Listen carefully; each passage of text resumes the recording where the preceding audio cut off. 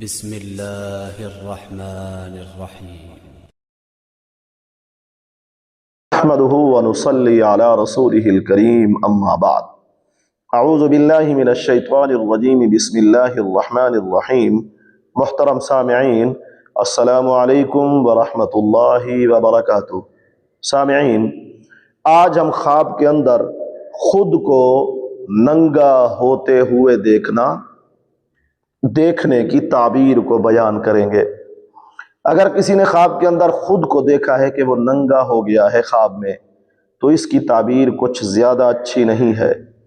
خدا نخواستہ دنیا کے پیچھے بھاگنے اور دنیاوی رسوائی ہونے کی تعبیر ہے.